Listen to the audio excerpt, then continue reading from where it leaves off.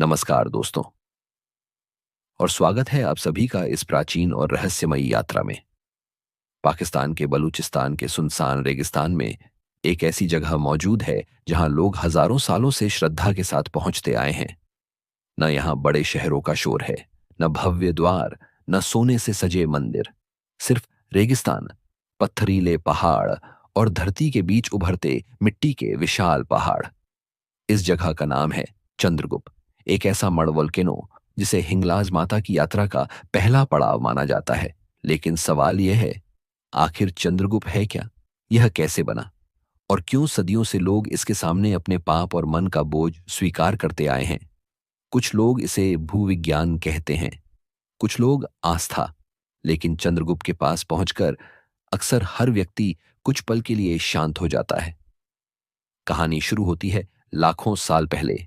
विज्ञान के अनुसार बलूचिस्तान का यह इलाका टेक्टोनिक प्लेट्स की गतिविधियों पर स्थित है। अरबियन प्लेट धीरे धीरे यूरेशियन प्लेट के नीचे धकेल रही है। इसी दबाव की वजह से धरती के अंदर जमा मीथेन गैस, पानी और खनिज सतह की ओर निकलने लगते हैं।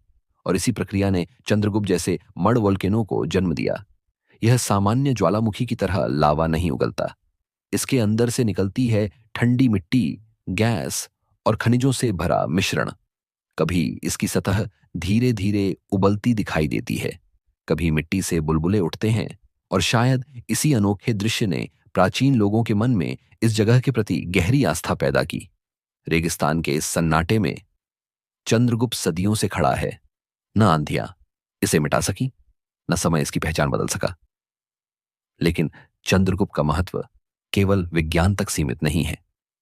सनातन परंपरा में इस स्थान को हिंगलाज माता की यात्रा का पहला द्वार माना जाता है। हिंगलाज माता मंदिर, जो आज पाकिस्तान में स्थित है, 51 शक्तिपीठों में से एक माना जाता है। धार्मिक कथाओं के अनुसार जब माता सती ने यज्ञकुंड में अपना शरीर समर्पित किया, तब भगवान शिव उनके शरीर को लेकर शोक में ब्रह्मांड में विचरण करने लगे। तब भगवान विष्णु ने सुदर्शन चक्र से माता सती के अंग अलग किए और जहां जहां उनके अंग गिरे वहां शक्तिपीठ बने। माना जाता है कि हिंगलाज में माता सती का ब्रह्मरंध्र गिरा था। इसीलिए यह स्थान शक्ति, तपस्या और तांत्रिक साधना का प्रमुख केंद्र माना गया। लेकिन हिंगलाज पहुंचने से पहले हर यात्री को चंद्रगुप्त की चढ़ाई करनी पड़ती है।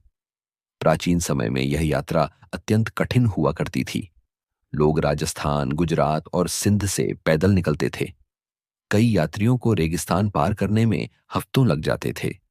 न रास्ते साफ होते थे, न पानी की सुविधा। दिन में तेज गर्मी, रात में गहरा सन्नाटा। लेकिन फिर भी लोग यह यात्रा करते थे, क्योंकि उनके लिए यह सफर सिर्फ मंदिर तक पहुंचने का नहीं था, यह अपने भीतर के बोझ को छोड़ने का सफर था। जब यात्री चंद्रगुप्त के पास पहुंचते हैं, तब एक प्राचीन अनुष्ठान शुरू होता है। भक्त वोल्केनो की चोटी पर चढ़ते हैं। वहां वे एक गोल घेरा बनाकर बैठते हैं। फिर अपना नाम, अपना गांव और अपनी गलतियां स्वीकार करते हैं। पुरानी परंपराओं में माना जाता था कि व्यक्ति को चंद्रगुप्त के सामने सत्य बोलना चाहिए। इसके बाद नारियल, फूल, रोटी और प्रसाद वोल्केनो में अर्पित किए जाते हैं। कई लोग पवित्र मिट्टी को अपने माथे पर लगाते हैं। और यह अनुष्ठान क्या दर्शाता है? विनम्रता, समर्पण और अहंकार को त्यागने का प्रतीक। कुछ प्राचीन परंपराओं में चंद्रगुप्त को बाबा चंद्रगुप्त भी कहा गया है। कई स्थानीय लोग इसे भगवान शिव से जुड़ा प्रतीक मानते हैं। इस यात्रा की एक और विशेष बात है, सिर्फ हिंदू ही नहीं बल्कि कई स्थानीय मुस्लिम समुदाय भी सदियों से हिंगलाज माता और इस यात्रा का सम्मान करते आए हैं। कई स्थानों पर हिंगलाज माता को नानी मंदिर के नाम से भी जाना जाता है।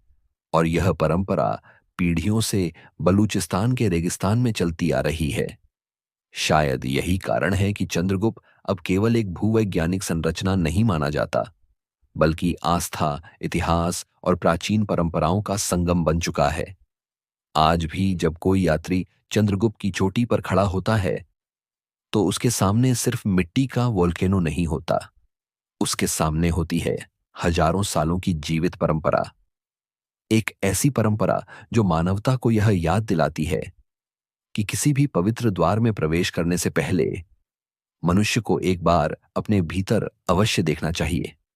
अगर आपको यह प्राचीन और रहस्यमयी कहानी पसंद आई हो तो वीडियो को जरूर शेयर करें और कमेंट में जय माता हिंगलाज लिखना न भूलें। फिर मिलेंगे सनातन धर्म के एक और अद्भुत रहस्य के साथ। हर हर महादेव।